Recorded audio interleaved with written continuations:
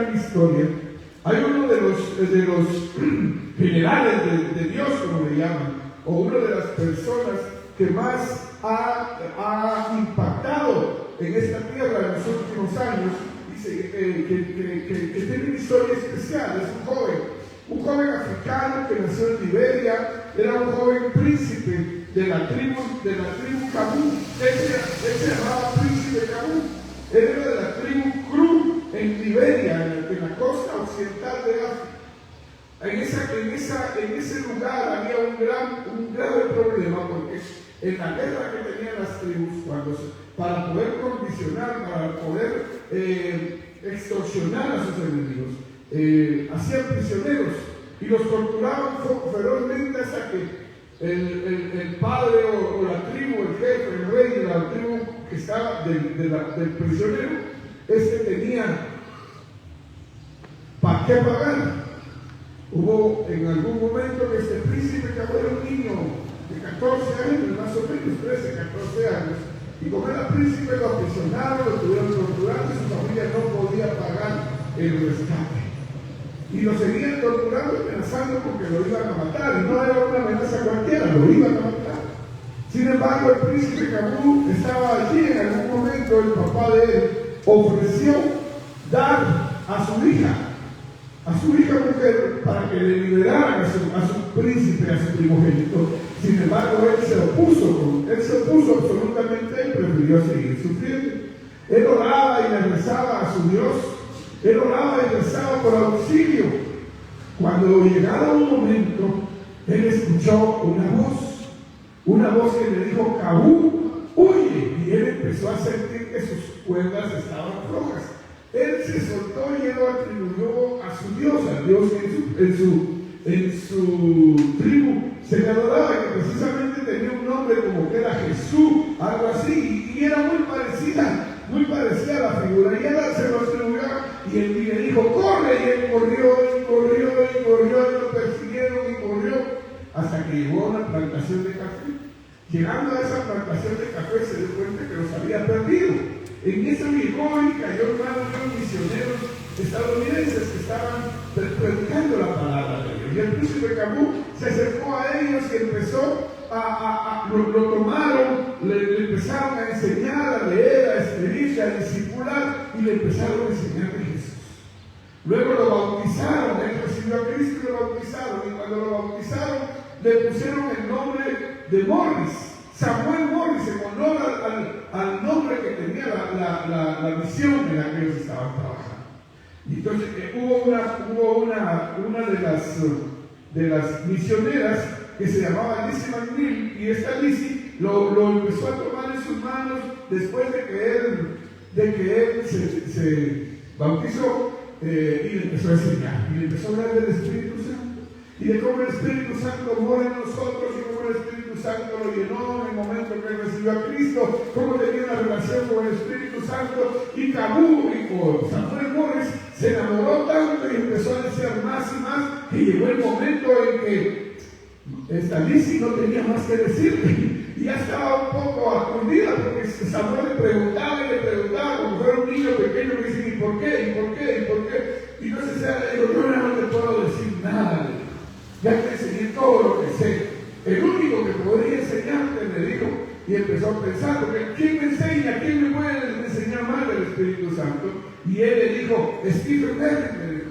Él es el hombre que más sabe del Espíritu Santo y él es el que te va a enseñar. Ella pensó que con eso él se iba a quedar quieto. ¿Y qué si él siguió leyendo la Biblia, siguió buscando, y un día se levantó y cuando ella lo ve, estaba con sus maletas hechas y le dice: me voy. ¿Y a dónde vas? Le dice: voy a donde está Stephen Merritt. Pero tú no sabes a dónde está. Tú dijiste, le dice, que él está en Nueva York. Él estaba en Liberia, en la costa de África, y el Stephen Merritt, que era en teoría el que le podía enseñar, el en Nueva York. Y Samuel se despidió y se fue a buscar puerto, a buscar transporte. Encontró un barco, no lo dejaban subir, y él insistía, un barco mercante de Nueva York, precisamente. Y total, que para no hacer la larga, él logró subir porque engañó que él era marinero y creyeron que era un buen marinero. Cuando estuvo arriba no sabía nada, pero ya estaban en alta mar y siguieron trabajando en la costa y regresaron, iban de regreso a Nueva York. En el camino, él terminó siendo el mayordomo del capitán, le hablaba de Dios, pero él siempre decía, mi papá me dijo, decía, cuando Martín le dijo, ¿a dónde vas? A buscar a Stephen Merrill. ¿Y quién te dijo? Es que mi papá me dijo que fuera. Y ella se quemaba la cabeza y él decía, mi papá me dijo. Y en el barco él decía, espérenme, voy a preguntar. Y le fue a preguntar a su papá y su papá le decía, él le llamaba papá al Espíritu Santo. Y todo lo hacía con su papá. Y él cada vez que necesitaba tomar una decisión, ya le habló a mi papá y mi papá me dijo. Para no, como le decía, para llegar en concreto a lo que le quiero decir, él llega a Nueva York y le dice, ¿qué vas a hacer en Nueva York? Voy a buscar a Stephen Merrill. En esos días era el año 1891. Nueva York ya tenía 4 millones de personas. Él baja por la famosa isla Ellis y entra al puerto de Nueva York. Y va él caminando y se encuentra a un hombre y le dice, oiga, necesito que me haga un favor. Le voy a dar $1. Era un hombre que andaba pidiendo dinero. Le dice, voy a darle $1 si usted me dice dónde está Stephen Merrill. Le dice. Y el hombre lo voltea, yo conozco a Stephen Merrill. Le dice, sí, le dice, yo conozco a Stephen Merrill. Él está, y yo estuve en su misión, él me ayudó, le dice, aquí a 4 o 5 cuadras está, le dice. Y yo lo llevo, pero me pagan $1. Y el otro no tenía. Cuando lleguemos con Stephen Merrill, le pago. Y lo llevan y esperan, y la secretaria lo pasa y claro, porque él era negro, era africano, era un niño. Y lo pasan adelante y dice, pero le tengo que pagar $1 a la lección, porque él pedía su $1 para haberlo llevado. Miren cómo Dios lo fue llevando, ¿verdad? Y dice, vengo a buscar a Stephen Merrill. ¿De parte de quién viene? De Alísima Miles. Porque mi papá me dijo que viniera a hablar conmigo. Y llega al final, él lo llevan al servicio en la noche. Stephen Merrill tiene su servicio y cuando sale lo encuentra y él le dice, vengo a que me enseñe más del Espíritu Santo. ¿Qué pasó aquí? Yo no sé más del Espíritu Santo. Total que, hermano, para no cansarse, el muchacho tenía en su corazón regresar a Liberia, a África, a predicar el Evangelio. Y él empezó a conocer el Espíritu de Dios. Y cada vez que él hacía algo, decía, voy a caminar hacia la derecha porque mi papá me dijo que hiciera esto, mi papá me dijo. Lo fueron llevando al final, lo usaron, lo dejaron participar en la obra. Él era un intercesor, él oraba, se metía con Dios. Estuvo en el Instituto Bíblico y por ser tan excelente del Instituto Bíblico lo llevaron a la Universidad Taylor. Y la Universidad Taylor estaba por quebrar, hermano, cuando lo llevan a él. Y este Samuel llegó ahí con su forma especial de orar, con su forma especial de orar, impactó. Levantó un avivamiento tan grande que los jóvenes se entregaron a Cristo en la universidad. Los jóvenes se habían entregado en Nueva York, se entregaron en la universidad y fue algo muy grande. Y él toda la vida decía, mi papá me dijo. Para terminar, cumpliendo 20 años, le dio una tuberculosis y estaba ahí descansando. Y todos esperaban que él se levantara, porque lo anhelaban, porque era una persona amada, muy especial. Cuando un día le dijo, estaba sentado en un corredor y le dijo al enfermero que lo cuidaba, hoy me voy con mi papá. Mi papá me dijo que hoy me iba. Y nadie, todo el mundo no le creía. Cuando se dieron cuenta de donde estaba sentado, se había quedado muerto. El Señor se lo llevó, pero el impacto de él fue tan grande que aún en esa universidad hay aulas que llevan su nombre, hay salones que llevan su nombre está pegado, porque él compartió la palabra de Dios, buscó a Dios y le creyó a Dios. Y tenía un propósito de Dios. Yo lo que quiero decir hoy, dentro de los mensajes que tengo, es que cuando Dios tiene un propósito para ti, Dios lo va a cumplir, pero tú tienes que poner tu corazón en él. Este hombre necesitaba, ese hombre estaba allá, él pudiese haberse quedado en África, morir ahí en las manos de sus opresores, pero él anhelaba, y Dios lo amaba, y Dios lo anhelaba a él también, y Dios le habló, porque cuando nosotros oímos la biografía, leemos la biografía, nos damos cuenta que puede tomarlo uno de muchas maneras, él en su desesperación, o en su debilidad, oyó una voz, pero la voz le dijo, suéltate y corre. Y desde ese día él estaba seguro que había un padre que le hablaba y que lo guiaba. Y él caminó, hermano. Y él fue y él trastornó su mundo y él trastornó el lugar donde estuvo. Y el plan de Dios en su vida se cumplió. Porque Él siempre tuvo su corazón. El Espíritu Santo te anhela, pero no te anhela sentado en tu casa. No te anhela haciendo otras cosas. Él te anhela aquí. Él te anhela en el aquí de Dios, en el allí de Dios, donde tú estás hablando con Él, donde tú estás creyéndole a Él, escuchando su voz, obedeciéndole. Santiago 4:5 dice: o pensaste en la Escritura, dice, en vano el Espíritu que Él ha hecho morar en nosotros nos anhela celosamente. Nos anhela, el Espíritu Santo te anhela. Él está ahí en tu corazón deseoso, anhelante, que tú le busques, que tú le hables, que tú le escuches, que tú le obedezcas. Él está aquí para guiarte a toda justicia y verdad. Nunca vas a alcanzar la justicia de Dios, nunca vas a conocer la verdad, nunca lo harás si no eres guiado por el Espíritu Santo. El Espíritu Santo de Dios te anhela, no te necesita. Te anhela, te desea, porque quiere hacer algo contigo. Él quiere que vayamos allá afuera y le llevemos la palabra de Dios a la gente que se está condenando al infierno eterno. Ya nos pusimos a pensar alguna vez lo que espera a esas multitudes de millones de personas que rechazan a Cristo. Les espera una condenación eterna. Hoy posiblemente se deleitan en sus placeres mundanos, en la droga, en el alcohol, en la música, en la delincuencia, en la vagancia, pero no es comparado nada de eso al bienestar que Dios puede dar a tu vida. Dios te anhela porque Él quiere llenarte, hablarte, tener una relación íntima contigo y que tú seas útil en sus manos y en su propósito. A este hombre Dios lo fue a buscar allá donde él estaba siendo torturado, donde no tenía esperanza y más no conocía a Dios. Pero dime, si no nosotros antes de venir a Cristo estábamos torturados por el enemigo, por Satanás, que nos torturaba día y noche. Algunos todavía no lo creemos. Algunos todavía no damos crédito a la obra que hizo el Señor cuando nos fue a buscar, porque el Señor vino a buscar lo que se había perdido. Vino a salvar lo que se había perdido. Mira, el Señor te está llamando.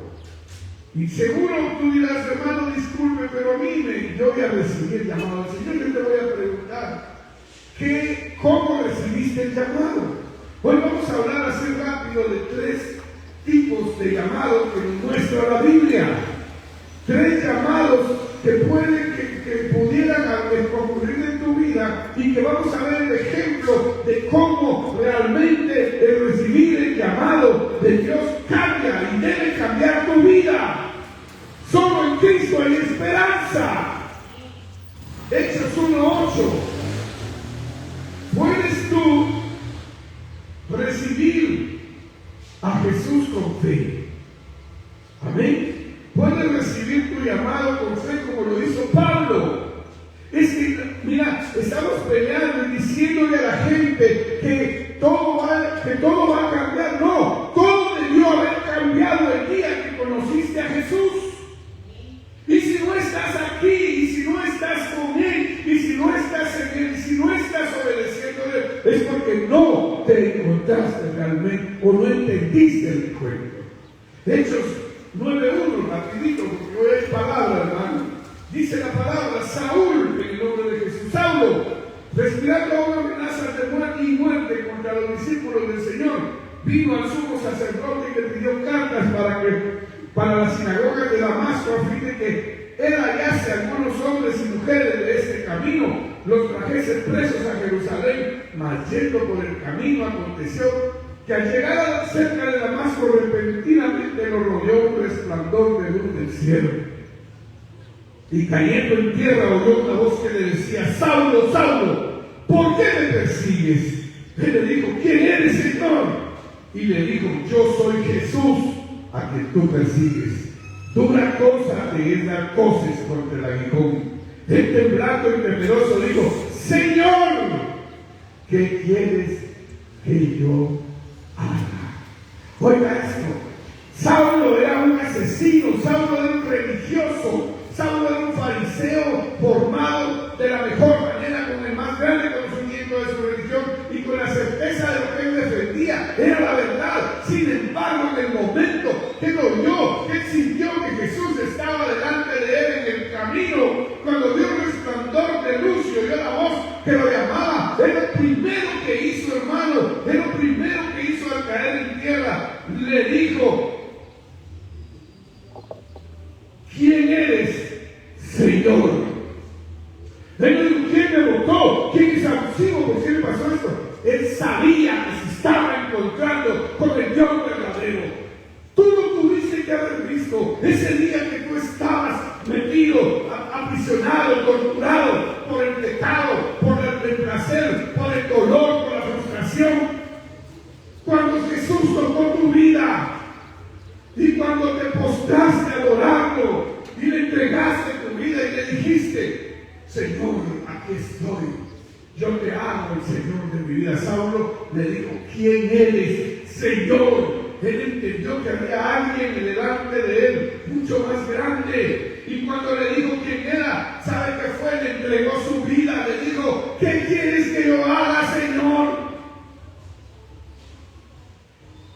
Saulo puso su fe, entendió que Jesús lo había encontrado y lo estaba llamando, le estaba cambiando el chip, le estaba cambiando el camino, lo estaba condicionando para nuevas cosas y grandes cosas. Mire, yo creo, no sé si a Saulo se le ocurrió grandes cosas. Él sabía que se había encontrado con Jesús y era suficiente. Pero nosotros, hermanos, muchas veces nos encontramos con Jesús y no le damos importancia. Ahora se volvió una moda, soy evangélico. Ya no soy evangélico porque los evangélicos son muy cuadrados, son aburridos. El cristiano, ese es el chique cool. Y voy a la iglesia, claro, que es una iglesia bonita, si hay mucha gente, si todo el mundo me mira, me visto lo mejor. ¿Para qué te vistes de la mejor manera? ¿Para qué te acicalas tanto? Para venir a Cristo, lo que tienes que traer acicalado, digo Pablo, es el corazón, no lo que tienes afuera. ¿De qué sirve que te pongas pestañas, que te pongas rubor, que te pongas todo, que te pones la mejor camisa, los zapatos más bonitos, el pantalón más apretado, que tu pelo esté bien peinado, si tu corazón no se ha entregado a Cristo? Pero Saulo le dijo: Señor, Señor, ¿qué quieres que tú haga? Y recibiendo la instrucción, la siguió. Fue a un Judas, se curtiró, se sentó, esperó, llegó ahí a Ananías, oró por él, le dio la vista, lo comisionó, y Saulo se convirtió después en Pablo, y es el más grande, el más prolífico escritor de la Biblia. También puedes tener un testimonio extraordinario a través de un testimonio extraordinario de tu encuentro con Cristo, como lo hizo Pedro. Pedro, hermanos, se asustó de ver la maravilla, el poder de aquel que se acercaba a él. Lucas 5:4 dice: cuando terminó de hablar, dijo a Simón: ponga mar adentro y echad las redes para pescar. Respondiendo Simón le dijo: Maestro, toda la noche hemos estado trabajando y nada hemos pescado, mas en tu palabra echaré la red. Y habiéndolo hecho, encerraron gran cantidad de peces, y su red se rompía. Y entonces hicieron señas a los compañeros que estaban en la otra barca, para que viniesen a ayudarles, y vinieron y llenaron ambas barcas de tal manera que se hundían de tantos peces. Viendo esto, Simón cayó de rodillas ante Jesús, diciendo: apártate de mí, Señor, porque soy un hombre pecador. Porque por la pesca que había hecho, el temor se había apoderado de él y de todos los que estaban con él. Porque por la pesca se habían hecho temor, el temor se había apoderado de él y de todos los que estaban con él. Y asimismo de Jacobo y Juan, hijos de Zebedeo, que eran compañeros de Simón, pero Jesús dijo a Simón: no temas, desde ahora serás pescador de hombres. Y cuando trajeron a tierra las barcas, dejándolo todo, le siguieron. Miren dos cosas de lo que vamos. ¿Qué hizo Saulo, hermano? Lo dejó todo. Él iba comandando un grupo de gente importante, un grupo de policía, un grupo de ejército, a aprisionar a los enemigos de la religión. Él iba comisionado, él era especial, hermano, pero él cayó al suelo y le dijo: Señor, ¿qué quieres que yo haga? Y se fue a hacer lo que el Señor le mandó. Pedro, hermano, cayó de rodillas también. Y de rodillas reconoce y le dice: Señor, apártate. Pero le dijo así porque él entendía que no tenía dignidad de estar delante de alguien que había hecho esa maravilla, sino que le pasó no era cosa pequeña. Y ese pasaje lo predicamos especialmente para decir: Dios te va a multiplicar, hazle caso y Dios te va a ayudar. Sí, pero no es eso lo central del pasaje. Lo central del pasaje es que se impresionó tanto Pedro de saber que tenía al Dios viviente, que no había nadie más, lo acababa de escuchar hablar y ahora veía cómo él ponía en práctica lo que había hablado. Y ese milagro lo hizo a él rendirse a Cristo y obedecerle. ¿Y qué dice que pasó? Y dejándolo todo, lo siguió. ¿Qué hizo Pablo? Dejándolo todo, lo siguió. ¿Qué hizo Pedro? Dejándolo todo. La ir al mercado, a tu mamá, a tu abuelita, al partido de fútbol, al equipo de fútbol, a la música, a los artistas, a la televisión, al programa, tu mismo cuerpo. Dejándolo todo le siguió. Y lo que Dios quiere es que le sigas, lo que Jesús quiere es que le sigas, y no que lo sigas a ciegas, porque te dejó a su Espíritu Santo. Y le estoy hablando a la iglesia, le estoy hablando a la gente que conoce al Señor y no se compromete y no lo sigue. No es la pesca, hermano, es la maravilla de estar delante del Dios viviente. Y ahora vamos a ver la tercera, hermano, el tercer llamado.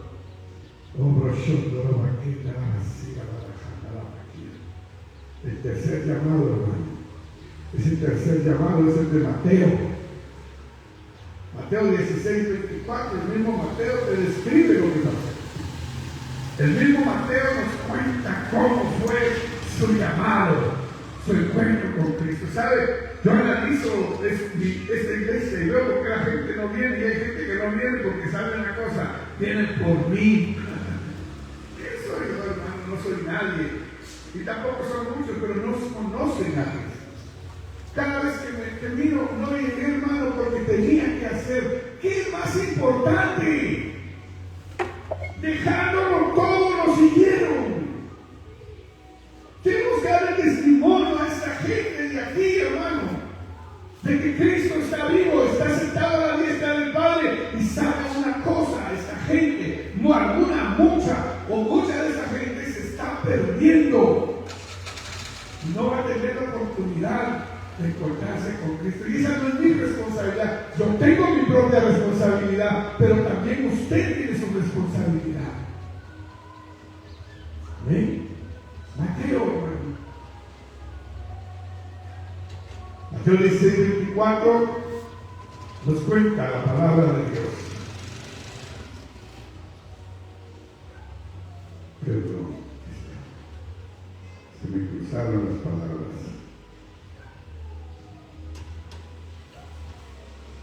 Mateo 16:24, vamos a leer aquí.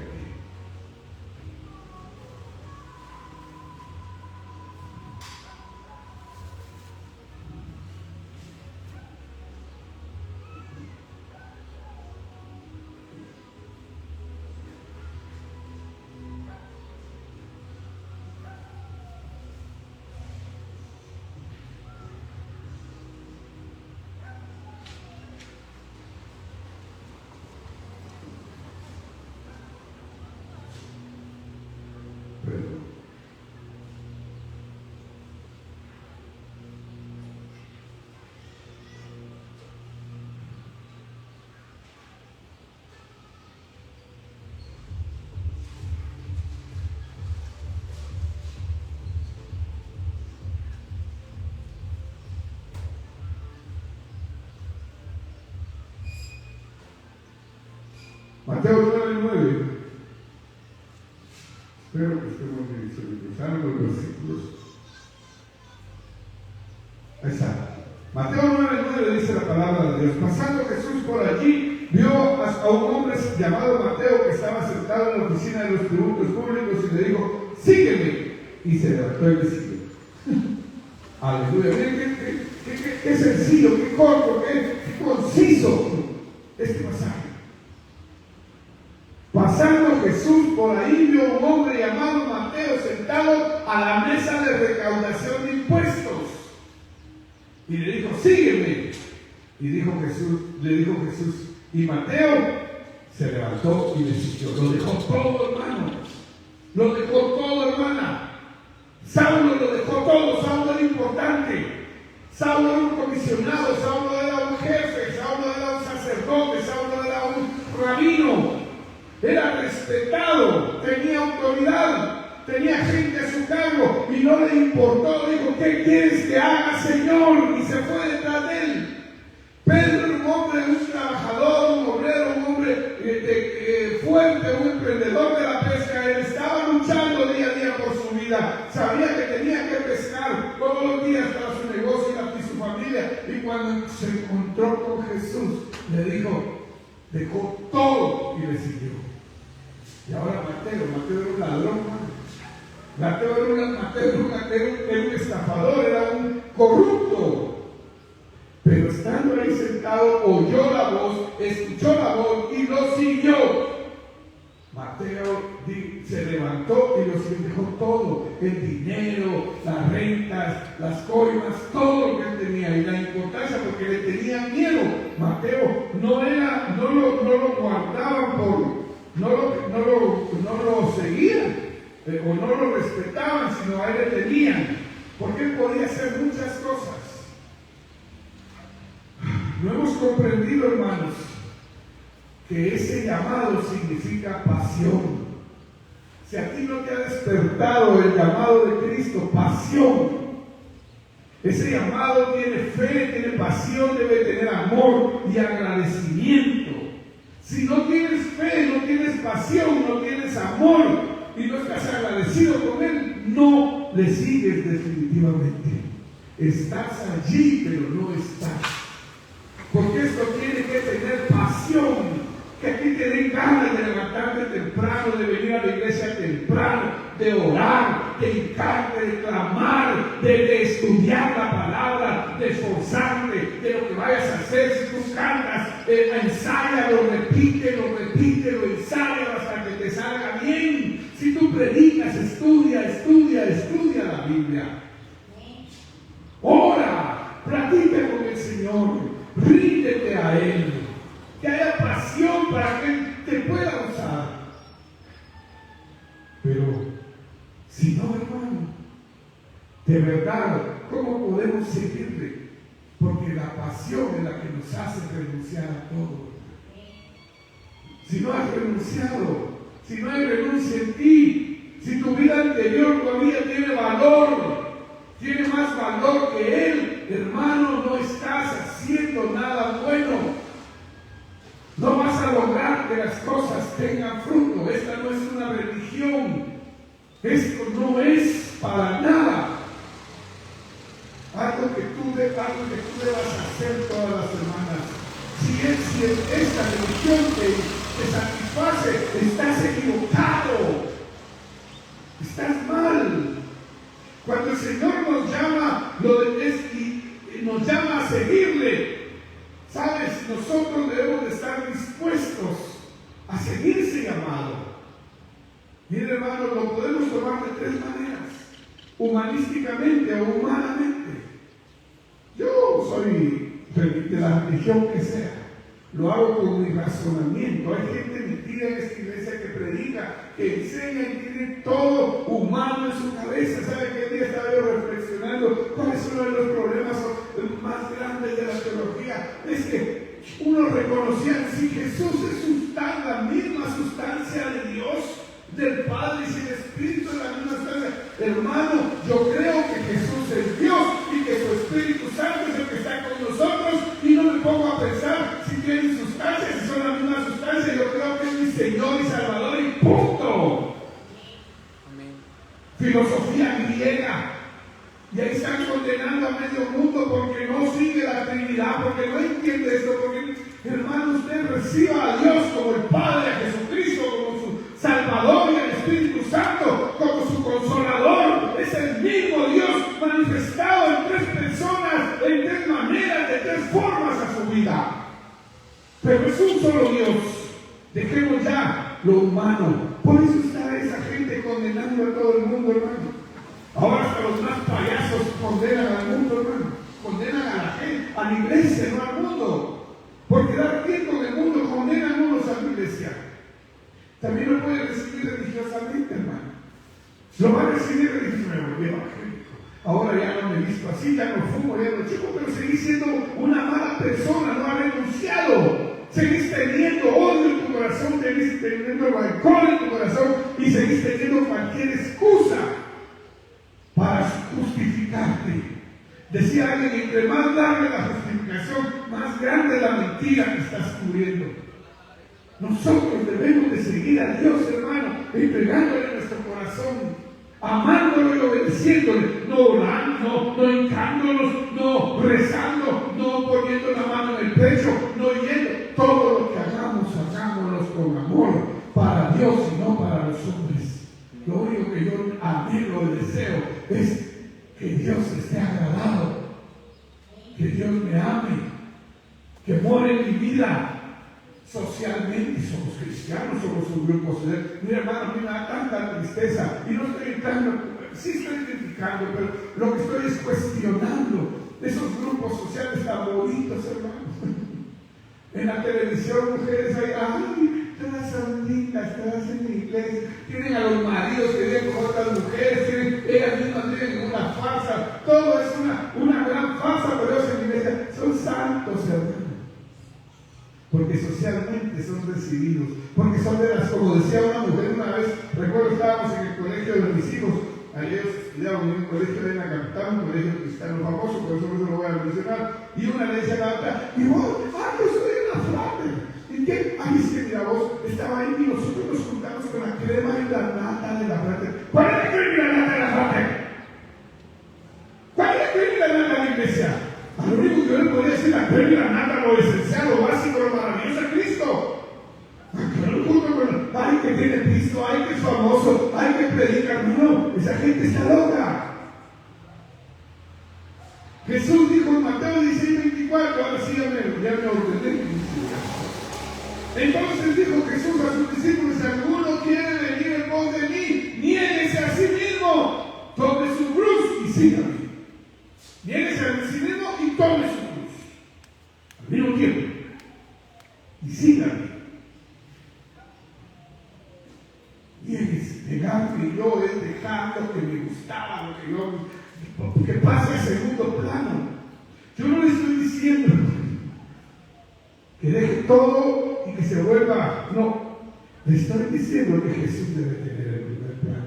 Hoy juega el Real Madrid, pero yo amo a Jesús y quiero servirle en este lugar y tengo que estar con él. Para mí es más importante, en vez de estar maltratando a un árbitro, en vez de estar aplaudiendo a un hombre, tener un momento con Cristo. Pero si tengo el momento de ver mi partido de fútbol, verlo sanamente y bendecir, y bendecir, y bendecir. Amén. Igual es con todo, hermano. Toma tu cruz. ¿Usted cree que la cruz qué fue? Sufrimiento, dolor, sacrificio. Pero no es que usted se empiece, ahorita viene la moda de esa gente ignorante, tonta y manipulable, los ponen, unos se crucifican solos, hermano. Unos se van y se crucifican y otros pasan ahí kilómetros cargando una cruz. ¿Cree usted que eso sirve de algo? Otros andan cargando unos grandes tenamastes. Otros andan, hermano, haciendo... No ve. Tomar su cruz es seguir a Jesús, seguir el plan de Dios, tener a Dios en su corazón, no importa lo que pase. Jesús sabía que te iba a ser sacrificado y Él tomó su cruz, la llevó en hombros, hermanos. No tenía fuerza, pero Él tenía que llegar. Él caía y se volvía a levantar porque Él sabía que tenía que llegar al lugar donde él iba a glorificar al Padre. Amén.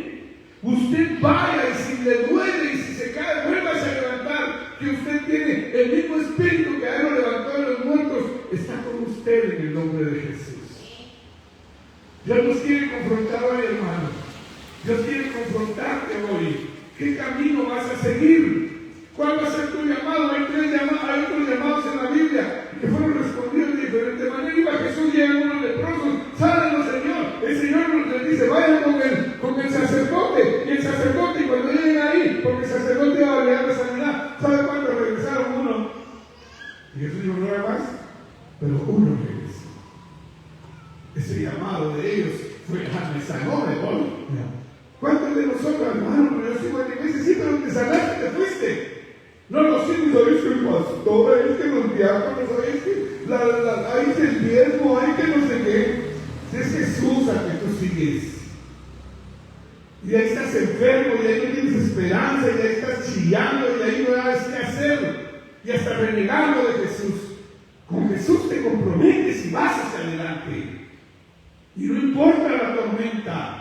No importa lo que venga, estás ahí de frente. El joven dijo, yo he cumplido los mandamientos, yo soy bueno, yo, ajá. Ahora vendelo todo, pues, demostrar que tenés amor al prójimo, que obedeces. Jesús quería ver su obediencia. Yo no sé, alguien decía hace poco, si ese hombre sale a vender, Jesús dice, no lo vendas, vi tu obediencia, y eso me agrada. No sé. Pero lo que sí sé es que el hombre no tuvo valor para dejarlo todo, para negarse a sí mismo y renunciar a sus riquezas. A lo que amaba, a lo que tenía por valor. Perdón que me alargo. Tu llamado y tu escogencia tiene un propósito. Aquel hombre, el príncipe Nabú, estaba ahí, colgado. ¿Se imagina qué tipo de tortura le hacían diario para que sufriera y se las contaran a su papá y el hombre juntara oro y se los pagara? Pero un día él en su deseo, él estaba clamando a sus dioses, él buscaba a Dios, equivocado tal vez, pero buscaba a Jesús. Y Jesús tuvo misericordia y le puso un propósito y le habló y le dijo, suéltate y corre. ¿Qué hizo? Forcejeó con las pitas y corrió. ¿Cuántas fuerzas debió haber tenido aquellos guerreros que cazaban leones, que cazaban animales, lo corrieron y no lo alcanzaron? Dios te dice que suéltate del yugo de Satanás. Y no podemos a veces dejar un partido de fútbol. No podemos a veces dejar, hermanos, una fiesta. No podemos dejar una comida o no podemos dejar algo que nos deleita, cualquier cosa. Suéltate y corre, le dijo. Y Dios te dice aquí, suéltate y corre. Porque yo te voy a llevar a un lugar donde tengo un propósito para ti. Ese hombre terminó en un cafetal, hermano. ¿Conoce usted los cafetales? Ahí no terminó. Y cuando él sintió se encontró con el propósito, había una misión, había gente que lo amaba, había gente que lo enseñó, que lo discipuló, que lo entrenó y que le sembró la semilla. Pero él siempre supo que aquel que lo llamó era el Espíritu Santo, era Jesús el que lo había llamado. Amén. Dios tiene un propósito, hermano, pero Dios te conoce.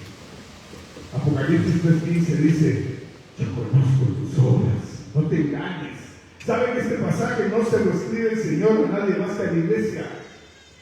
Y yo no sabía. Dios me lo puso ahí. Y dice Apocalipsis 3:15, yo conozco tus obras, que ni eres frío ni caliente. Ojalá fueses frío o caliente, pero por cuanto eres tibio y no frío ni caliente, yo te vomitaré de mi boca. Imagínense eso, hermano. Dios preferiría que estuvieras frío para que tú pudieras estar claro y poderte llamar y sacar de ahí, pero que no sea de aquellos que entra y sale solo para que lo miren, que está ahí nominándose, pero que no ama a su prójimo, pero que no ama a su hermano, pero que no hace las cosas para Dios, pero que no le sirve, pero que todo es primero que Dios, que siempre tiene la justificación. ¿Sabes? La gente ahora, y sobre todo la juventud, tiene fácil la justificación de por qué no siguen a Dios y de que lo siguen a su manera. Mire, no me voy a meter a todo, pero lo que le quiero decir es esto: que si yo voy a una iglesia donde se tatúan mejor porque ahí me entienden, y que no vayas a la iglesia donde se tatúan porque eso es del diablo, yo no voy. Si voy, yo voy a donde me quieren, a donde me... ¡Ay, Dios! Eso es ser tibio. Tú decides, tú ora y camina hacia el Señor. Y sírvele, y apasionate, y entrégate en el nombre de Jesús. Eso debes de hacer. Ese es el llamado de Dios. No te quiere a medias tintas. No te quiere humanísticamente, no te quiere socialmente, no te quiere religiosamente. Te quiere muerto. Muerto para el mundo, pero vivo para Jesús. Apocalipsis 3:20 dice: aquí yo soy a la puerta y llamo. Si alguno oye mi voz y abre la puerta, entraré a él y cenaré con él y él conmigo. Me gustaría decirte, hermano, que el llamado de Dios es ineludible, pero yo creo que el que quiere, Dios le dio la voluntad para seguirlo. Hay mucha gente que ha recibido el llamado de Dios y está sentado tomando licor en una esquina sin esperanza. Hay mucha gente que ha recibido el llamado de Dios y está en un motel acostado como una mujer o como un hombre que no es su esposo y no es su esposa. Hay mucha gente que ha recibido el llamado de Dios y está por ahí, hermano, riéndose, burlándose del Señor. Es eludible, porque Dios te llama con amor. Yo estoy a la puerta y llamo. Si alguno oye mi voz y abre, entraré a él. Cenaré con él y él cenará conmigo, dice el Señor. Cuidado. ¿Recuerdas que mi esposa terminó y yo empecé con la reflexión acerca de la coordinación eterna? No sabes a qué hora te puede alcanzar. Yo no sé si es cierto. Veo testimonios de que yo fui al cielo. Otro dice: yo fui y vi a mis familiares. Otro dice: yo fui y encontré esto. Yo fui, pero yo leo en la Biblia que dice que voy a dormir hasta que sea llamado. Pero no importa si yo despierto un día o si yo llego de una vez, hermano. Pero sería muy triste y doloroso, hermano, que cuando yo abra mis ojos o cuando yo llegue, yo esté caminando en una fila de condenación. Cuando hablan el libro de la vida y mi nombre no está escrito. Cuando ya no haya arrepentimiento, cuando ya no haya forma de buscarlo, porque dice la palabra en Juan 23, mas ahora viene y ahora es cuando los verdaderos adoradores adorarán al Padre en espíritu y en verdad. Porque también el Padre, tales adoradores, busca que le adoren. Dios es espíritu, y los que le adoran en espíritu y en verdad, es necesario que le adoren. Es ahora, hermano. Adorar a Dios es cantar aquí, pero adorar a Dios es vivirlo allá afuera, vivirlo en tu casa, vivirlo en tu vida, vivirlo en tu mente, vivirlo en tu corazón, caminar en pos de Él, obedecerle y rendirse a Él todos los días. Venir a la iglesia, hermano, predicar el Evangelio, compartir con la gente, invitar a la gente, dar un buen testimonio. Claudia me decía una anécdota de una persona que cada vez que se encuentra con un hijo, el hijo le dice: ¿y a qué va la iglesia? Le dice. Yo dije: qué duro eso. Y sabe una cosa, a veces también me han condenado a mí. Y antes me molestaba y me enojaba y quería pelear, pero entendí, hermano, dos cosas. El diablo siempre condena, pero también yo puedo estar delante del lugar del diablo para que se deleite condenándome. Y tengo que cambiar, tengo que todos los días, hermano, ser paciente, tengo que estar todos los días, humillarme delante de Dios, tengo que estar todos los días en la ley de Dios para que no haya oportunidad para que el diablo se deleite pensándome jamás. No tengo que andarle contando al mundo que soy pastor. Cuando la gente dice: ¿cómo le digo? Decime pastor, decime teacher, decime profe, decime viejo, decime lo que tú te dé la gana, le digo yo. Yo no soy nadie. El único que me hace alguien es Jesucristo. Y no en esta tierra, sino en el nombre de Jesús, allá en los cielos. Eso es, hermano. Yo quisiera esta mañana hacer este llamado de salvación. Si alguien que me ve, si alguien que me oye, no ha recibido a Cristo en su corazón, invitarte. El tiempo ha llegado. Y si hoy escuchas esta palabra es porque el Señor te está llamando. Porque Él te alcanzó hoy. Y quiere que vengas porque tiene un propósito para tu vida. No quiere hacerte rico. No quiere sacarte de ningún lado. Él quiere tener comunión contigo y salvar tu alma.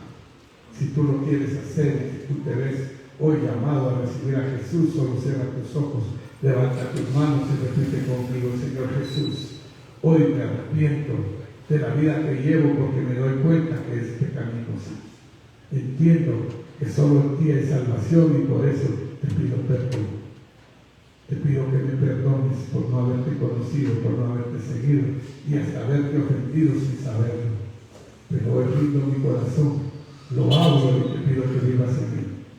Te hago el único Señor de mi vida y te hago mi suficiente Salvador. Renuncio a todo pacto que me condena y te entrego mi vida. Gracias, Padre, por recibirme en tu reino, en el nombre de Jesús. Amén. Gloria a Dios. Bienvenido al reino de los cielos. Pero si alguien más hoy quiere reafirmar su compromiso, decir: a mí me gusta el mundo, me río de los evangélicos, el pastor ahí tirándole a todo el mundo y yo estoy aquí feliz, yo te digo: hoy es el día que tú entiendas que fuiste llamado y que hoy es el momento que te comprometas con Dios. Porque estás jugando con fuego, estás jugando con tu vida.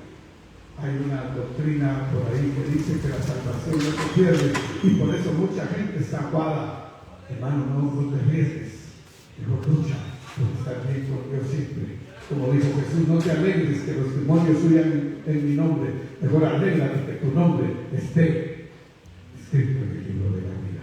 Si tú te quieres comprometer con hoy, yo te invito a que tú hoy, en el nombre de Jesús, hagas una oración también y le digas: Señor, perdóname, porque conociéndote, Señor, no he sido leal, no he sido fiel, no me he comprometido. Hoy entiendo que te necesito y que tengo que estar contigo, tengo que renunciar, Señor. Tú ya lo hiciste todo, ahora me toca a mí tomar esas bendiciones, tomar esa bendición perfecta, obedecerte, hacer que mi corazón sea un lugar grato para que tu Espíritu Santo se sienta bien en mí y opere en mi vida. Hoy me entrego mi vida, pero más que entregarte mi vida, también la comprometo a servirte en el nombre de Jesús. Gracias, Señor. Si tú hiciste esa oración, acércate a la iglesia y ofrécete y préstate y predica la palabra y sírvele al Señor. Y por último, si alguien quiere recibir un milagro, el Señor dijo: orará por los enfermos y los enfermos serán sanados. Yo te pido, Espíritu Santo, que tú hagas la obra grande y que esta oración llegue a aquel que la necesita, Señor. Padre, hoy ruego que tu mano poderosa se acerque ahí donde hay un enfermo que esté escuchando este mensaje y que haya sanidad en los diabéticos, que haya sanidad en los que padecen cáncer, que haya sanidad en los que tienen algún problema en la vista, que haya sanidad en aquellos que tienen un problema en el corazón o artritis o problema en sus huesos. Yo hoy, Señor, oro, Padre, para que aquellas heridas muy fuertes sean sanadas y aquellos que están convalecientes con su columna sean restauradas, esa vértebra sean restauradas, esa médula espinal y haya sanidad. ¿Por qué lo digo? Porque por la llaga de Cristo fuimos sanados y curados. Y si tú conoces al Señor y si tú has puesto hoy tu fe, el Señor dijo: para el que cree todo es posible. Yo creo que la oración que hago tiene poder y la envío a donde tú estás. Si tú crees, si tú la recibes, la obra de Dios está hecha y la sanidad es tuya. Levántate, toma tu lecho y anda en el nombre de Jesús. Gracias, Padre. Gracias, Señor. Terminamos este servicio, póngase de pie, y si usted está en su casa también póngase de pie, levante sus manos. Como sacerdote del Altísimo, como Hijo del Dios Todopoderoso y comisionado por el Señor para bendecirte, yo hablo la palabra de Dios de Números 6:24. Jehová te bendiga y te guarde. Jehová haga resplandecer sobre ti su rostro y tenga de ti misericordia. Jehová alce sobre ti su rostro y ponga en ti paz. Hoy yo te bendigo en el nombre poderoso de Jesús. Amén y amén. Que tengan una maravillosa semana y que el Dios de la gloria se muestre a ustedes en el nombre de Jesús.